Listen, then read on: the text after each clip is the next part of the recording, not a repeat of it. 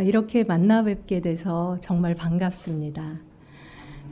복된 말씀 교회에 와서 함께 예배드리고 이렇게 말씀까지 나누게 되어서 정말 기쁘고 감사합니다.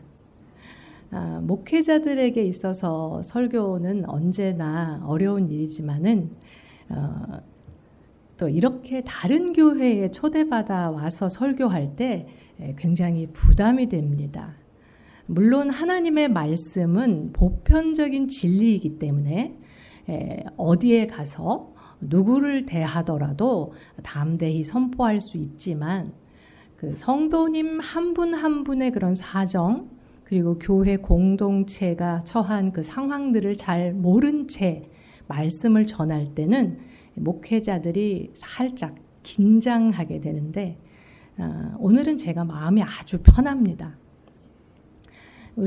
사실 저는 우리 최지연 사모님하고는 25, 6년 전 결혼하기 전부터 동역자며 친구로 이렇게 지내온 사이고 또 우리 정 목사님하고는 제 남편도 정 목사인데 이렇게 또 남자분들끼리 목사님들끼리 친분이 이렇게 있어서 단순히 친하게 지낸 것만이 아니라 서로 격려하고 위로하고 기도하는 그러한 사이로 지내왔기 때문에 제가 조금은 이 복된 말씀 교회가 어떤 교회인지 알 수 있었습니다.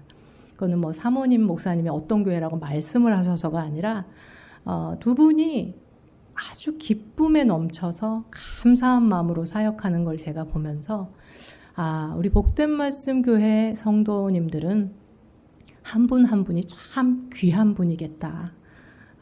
정말 편안하게 주님의 말씀만 전하면 잘 듣고 실천하실 분들이시겠다 하는 마음이 있어서 제가 오늘은 편안한 마음으로 말씀을 전할 수 있을 것 같습니다.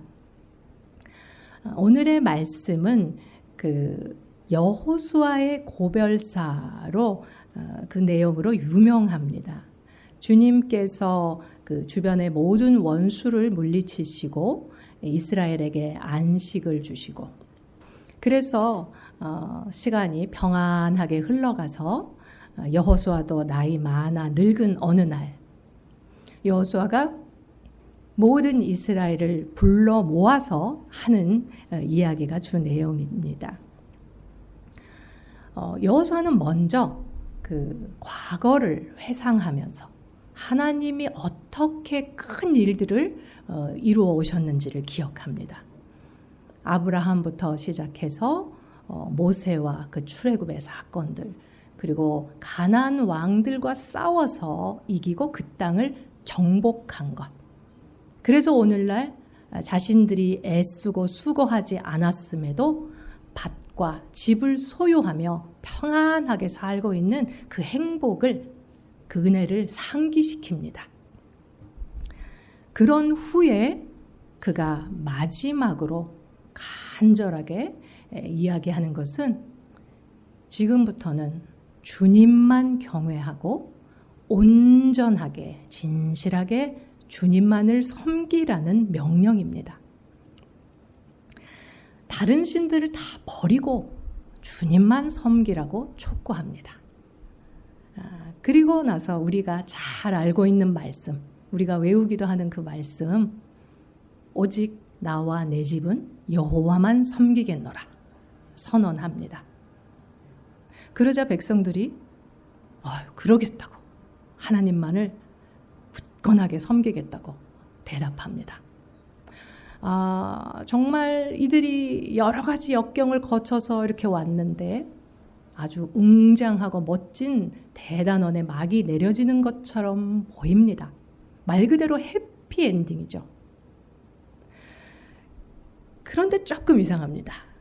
거기서 그렇게 아름답게 끝이 났다면 그리고 그것이 잘 지켜졌다면 여호수아서 그 이후의 성경의 내용들이 굉장히 많이 변화가 있었어야 할 것 같은데 뭔가 좀 이상한 생각이 들지 않으십니까?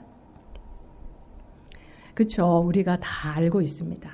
멀리 갈 것도 없이 바로 이어지는 사사기 2장 8절 이하를 보면은 여호수아가 살 동안, 그리고 하나님의 그 큰 일들을 직접 눈으로 목격했던 장로들이 살 동안에는 주님만을 섬겼는데, 그들이 다 죽고 나자 여호와를 알지 못하는 세대가 생겼다 하는 슬픈 이야기가 나오죠. 그 이후에는 또 어떻습니까? 잘 아시는 대로 이제 사사가 한 명 나타나서 이스라엘을 구원합니다. 근데 그 사사가 죽고 나면 또 백성들은 범죄하고 타락하는 그 악순환이 반복되는 내용이 사사기의 내용이죠. 그러자 백성들이 또 말합니다. 아니야, 우리에게 왕이 있어야 되겠어. 왕이 있으면 달라질 것 같아. 우리를 구해줄 거고 우리가 하나님 더 잘 섬길 수 있을 것 같아. 그러나 우리 사무엘 상하 내용과 열왕기 상하의 내용도 잘 아시듯이 실제로 주님만을 온전하게 진실하게 섬겼던 왕은 손에 꼽을 정도로 적습니다. 오히려 그 악한 왕들의 폭정 때문에 백성이 신음하고 고통당하고, 그리고 그 악한 왕들은 어찌 그렇게 우상을 좋아하는지 나라 전체를 우상 숭배의 죄악으로 끌고 가서 많은 선지자들이 회개하라고 주님께 돌아오라고 촉구했지만 결국 멸망받고 끝나는 것이 구약 성경의 내용이잖아요. 도대체 무엇이 문제일까요? 이유가 뭘까요? 여호수아가 그토록 강조해서 얘기했듯이 하나님이 그런 큰 일을 행하셨고 축복을 받았고, 그러니까 그 마음, 그 신앙 잘 지켜라. 예, 그러겠습니다. 그랬는데 왜 그렇게 된 것일까요? 역시 다음 세대 교육이 가장 중요하구나. 시간과 재정을 막 투자해서 다음 세대를 기르는 것에 역점을 두어야 하겠구나 하는 생각도 듭니다. 아주 필요하고 정말 그 중요한 일이죠. 그런데 여호수아의 이 말을, 이 본문을 잘 들여다보면 사실 조금 더 근본적인 원인은 다른 데 있다라는 것을 알게 됩니다. 14절에 여호수아가 말하는 것처럼 이미 예, 그렇게 하겠습니다 라고 약속했던 그 세대가 이미 어느새 어느 순간부터 주님만 온전하게 진실하게 섬기는 데에 실패한 것입니다. 그리고 또 다른 이유, 다른 신들을 치워버리고 주님만 섬기는 것에도 실패한 것이겠죠. 그러면 다른 신들을 치워버리고 주님만 섬기는 것은 그래도 내용이 무슨 뜻인지 이해가 되는데, 온전함과 진실함으로 온전하게 진실하게 주님을 섬긴다는 것은 과연 무엇일까요? 그것에 대해서 정확하게 대답할 수 없다면 아마 동일한 문제가 우리들의 시대에도 반복될 수밖에 없을 거라고 생각합니다. 그런 면에서 보자면 오늘날의 한국교회는 어떨까요? 교회도 너무너무 많고 막 의리의리한 예배당, 건물, 프로그램도 많이 가지고 있고, 그리고 선교사를 많이 파송하는 것으로도 세계적으로 유명한데 오늘날 한국교회는 어떨까요? 저는 일본 가고시마에서 사역한 지 이제 올해 9년째인데 그 일본인들, 그리고 일본 특히 이제 교회 분들, 목사님들은 이 한국 교회의 급속한 성장과 양적인 팽창에 아주 관심을 보입니다.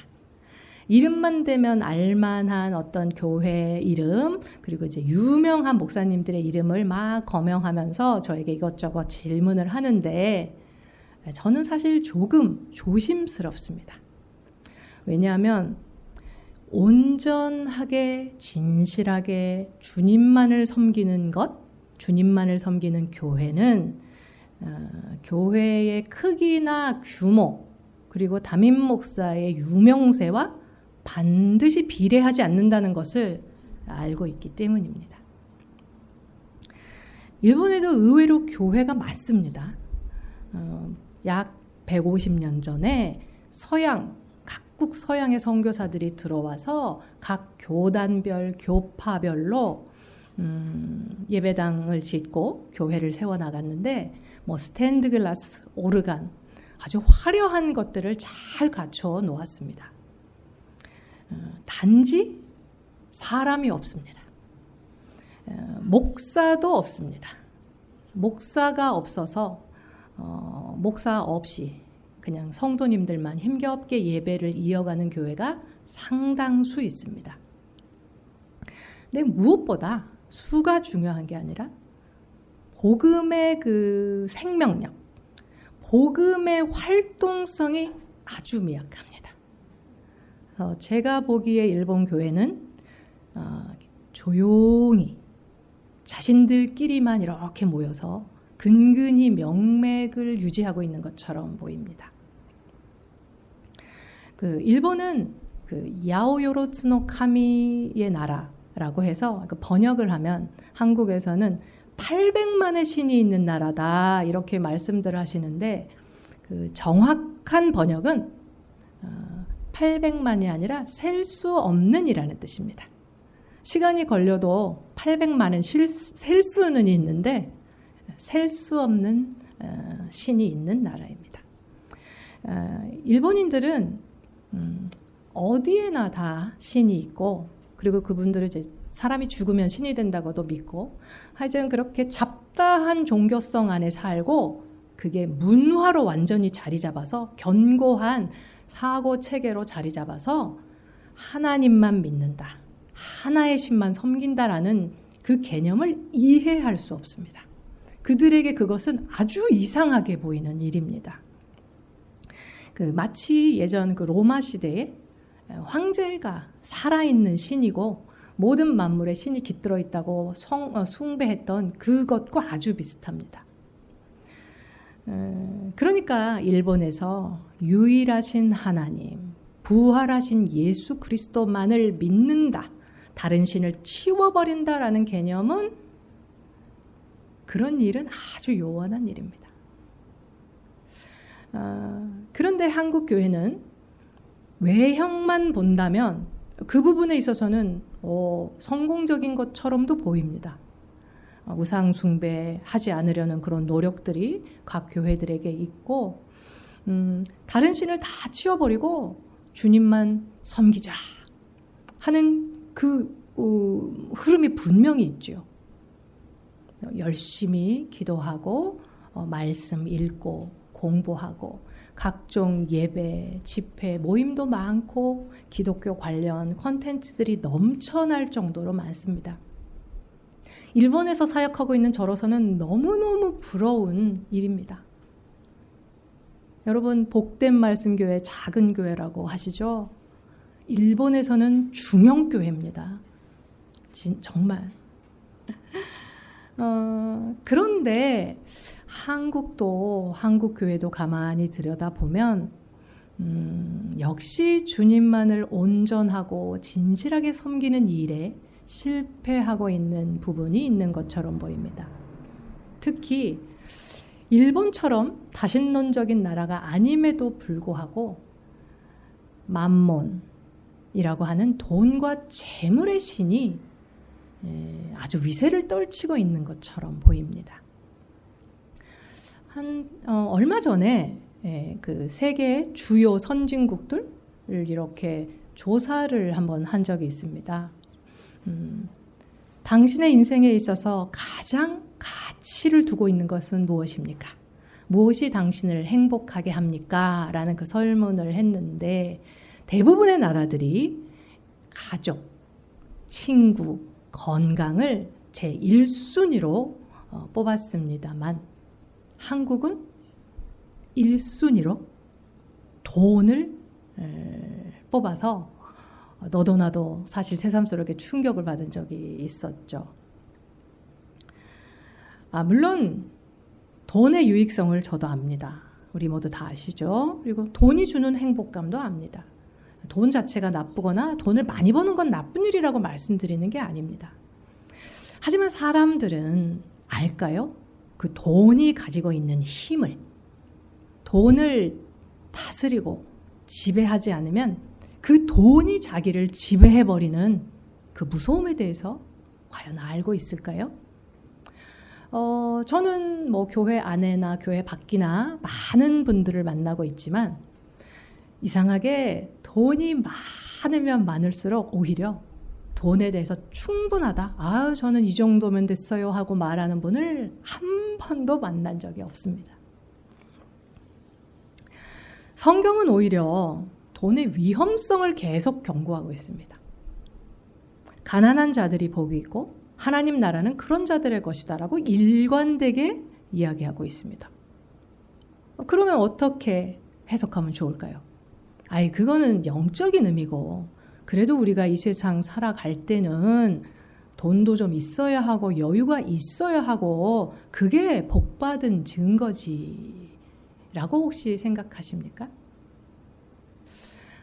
구약의 많은 인물들을 봐도 그렇고 특히 신약시대에 들어오면 예수님 그리고 그 제자들 대사도 바울까지 많은 사람들이 오히려 주변의 사람들에게 그 도움을 요청하고 그 공교에 의지하고 때로는 가난을 견뎠던 것들을 생각한다면 부유함과 가난함 그 모든 것을 포괄하는 그 하나님의 뜻을 우리는 좀 이해해야 할 필요가 있는 것처럼 보입니다.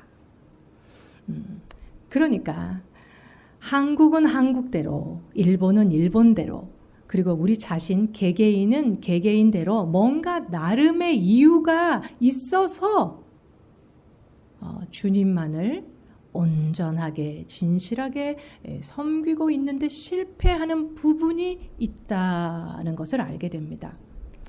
마음으로는 간절히 원하죠. 기도하고 그렇게 되기를 바라는데 어떤 중요한 순간이 오면 실패하고 마는 그런 경험들을 우리가 종종 합니다. 그러면 도대체 어떻게 하면 좋을까요? 오늘 함께 읽은 또 하나의 본문 요한복음 6장에서 그 문제 해결의 실마리를 우리가 찾아볼 수 있습니다. 예수께서는 오병이어라는 전대미문의 기적을 일으키십니다.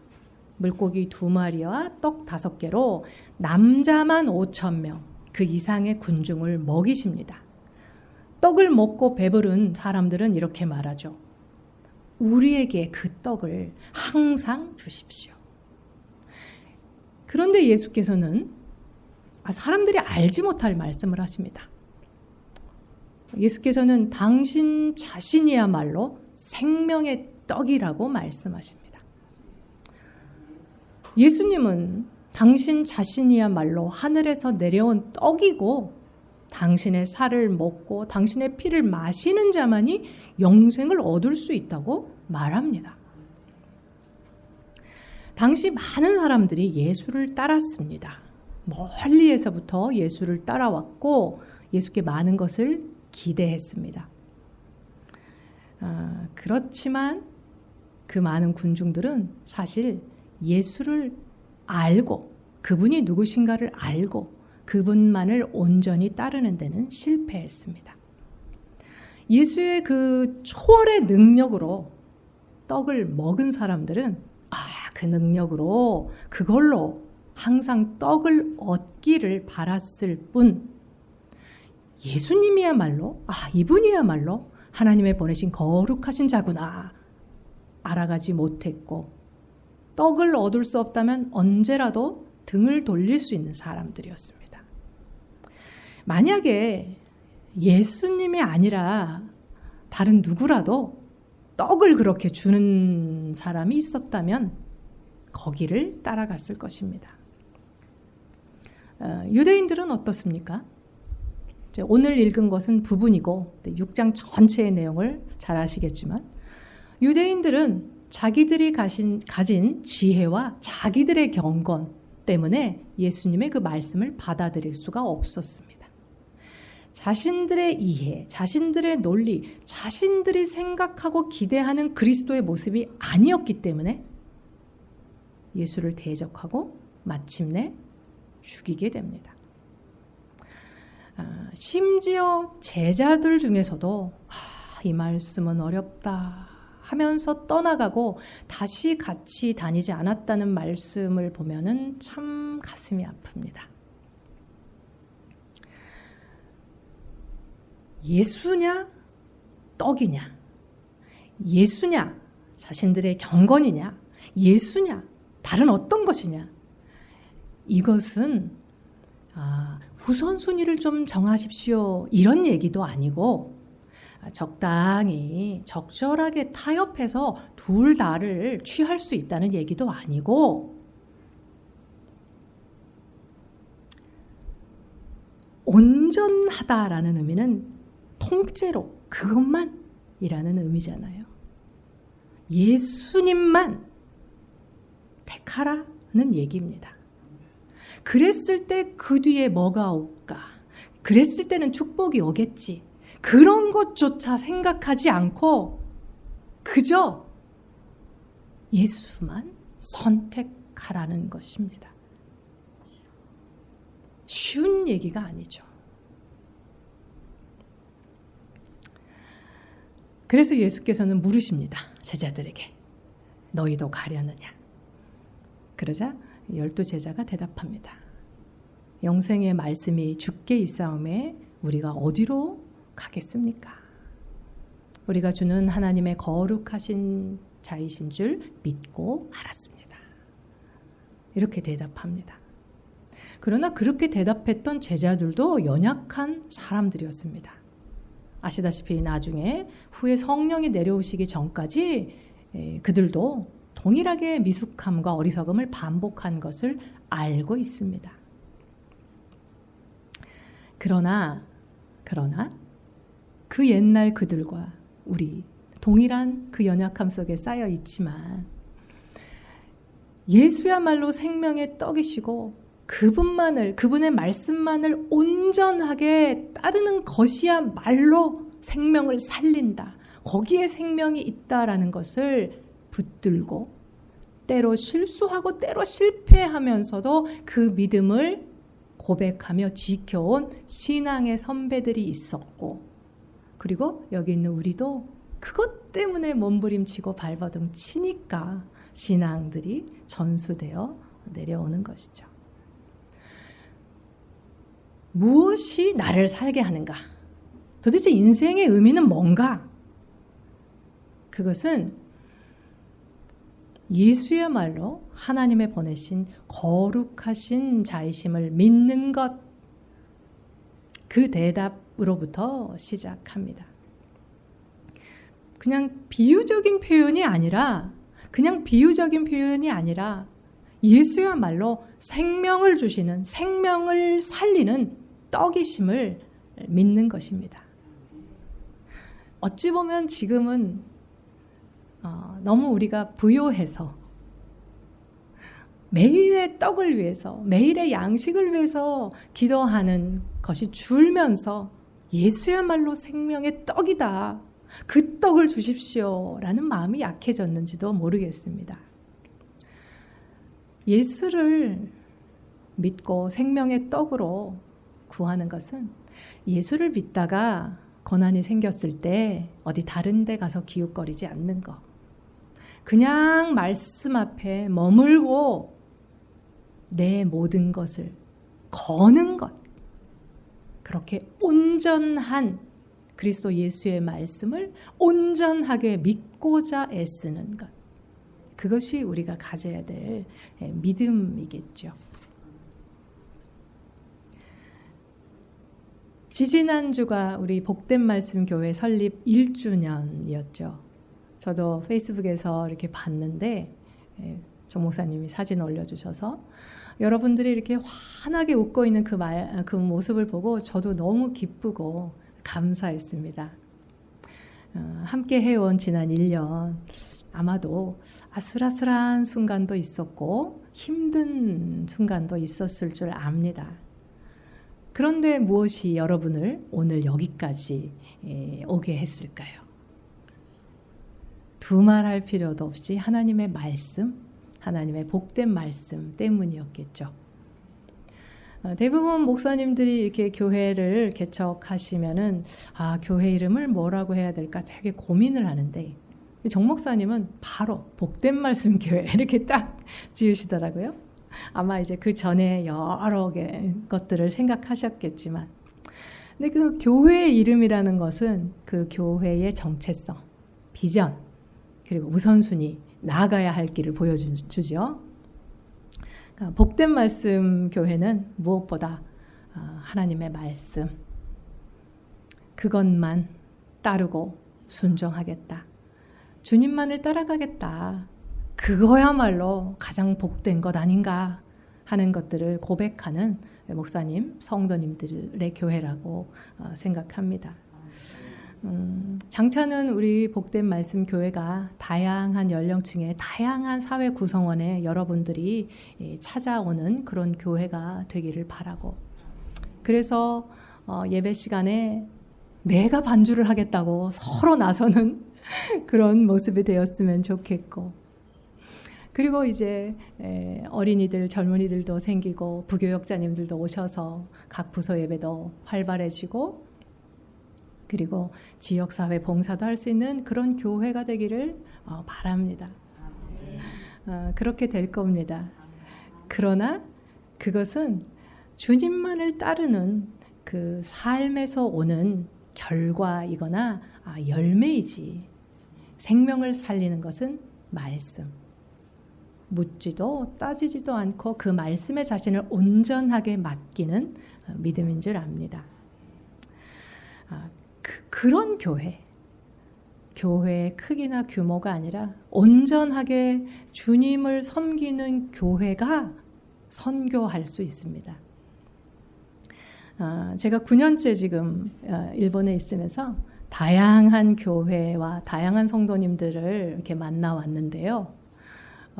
정말로 돈 많은 교회, 큰 교회보다 작고 어려운 교회들이 정성을 담아서 기도해 주시고 격려해 주시는 걸 봅니다. 사회적 지위가 높고 돈 많은 성도님들보다 오히려 본인도 빠듯한 가운데 선교 헌금 해주시는 성도님들을 봅니다. 하나님의 나라는 정말로 가난한 자들의 것이고, 주님만을 따르고자 할 때 반드시 생명의 떡, 그리고 우리 육신의 떡, 양식도 주시는구나 하는 것들을 경험해온 그런 시간들이었습니다. 근데 이제 목사님들도 마찬가지지만 선교사들은 그 하나님 나라를 위해 애쓰는데 왜 그렇게 어려워야 되고 왜 그렇게 또 재정 싸움을 해야 될까요? 목사님들도 상황은 조금씩 다르겠지만 목회해 나가면 나갈수록 더, 그리고 선교사들도 선교지에서 진실로 온전하게 진실하게 주님의 말씀만 믿고 따라가겠느냐라는 질문을 또 받고 또 받습니다. 그리고 훈련받습니다. 특별히 선교지에서 선교사는 너무 중요합니다. 왜냐하면 성경에 대해서, 하나님에 대해서 한 번도 들어본 적이 없는 분들이 이제 복음을 접합니다. 그분들이 성경을 읽어가면서 하나님을 알아가게 되고 하나님을 어떻게 섬겨야 되는지를 배워 나갑니다. 그런데 자신이 그렇게 살지 않으면서 그렇게 가르칠 수가 없습니다. 입으로 잠깐 가르칠 수 있겠지만 그것은 유익이 되지도 못하고 영향력도 없습니다. 그래서 저는 참 연약한 사람이고 지금도 많이 부족하지만 적어도 제가 9년 전에 선교지에 갔던 때보다 그래도 지금은 좀 더 하나님을 알게 되었고, 좀 더 말씀을 잘 이해하게 되었고, 실수하고 실패하면서도 하나님의 말씀만 따라가고 있다고 말씀드릴 수 있습니다. 세상은 혼탁합니다.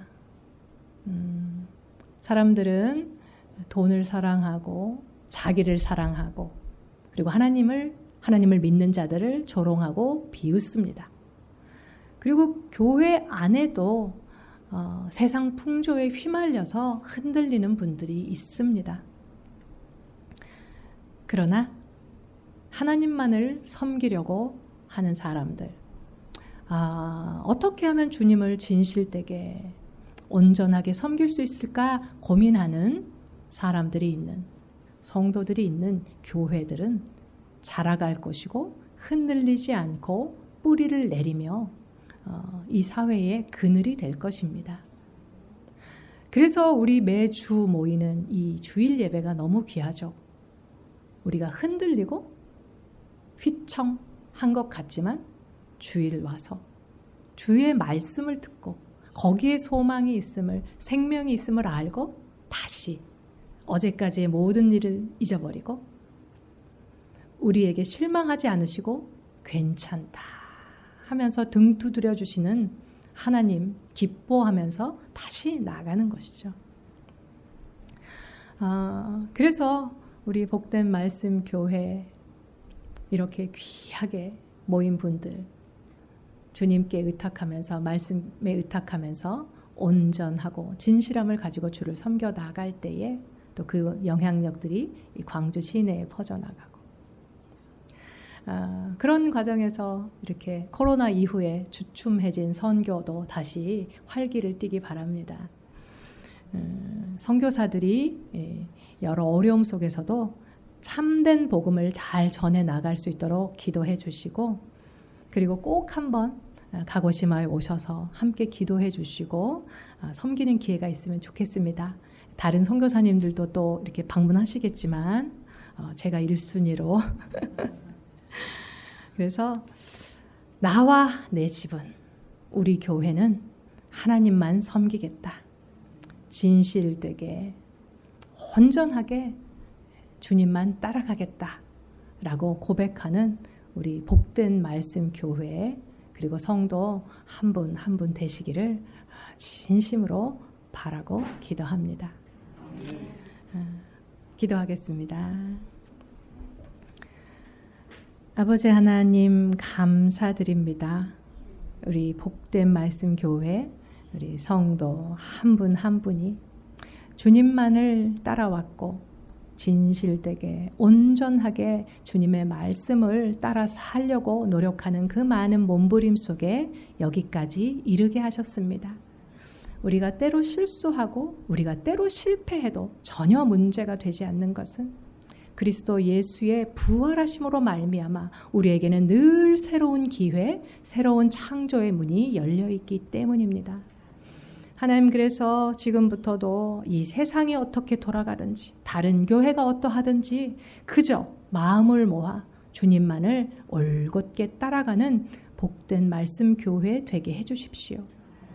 바로 그때에 온전하게 자신을 들여서 주님을 따르는 그때에 하나님께서 모든 필요를 아시고 채우시며 연약한 육신을 강건하게 하시며 또 막혔던 재정의 문이 열리고 가정을 평안하게 하실 때에 특별히 자녀들에게 복을 주시는 분이심을 또 풍성하게 체험하게 해주십시오. 감사드리고 예수 그리스도의 이름으로 기도합니다. 아멘.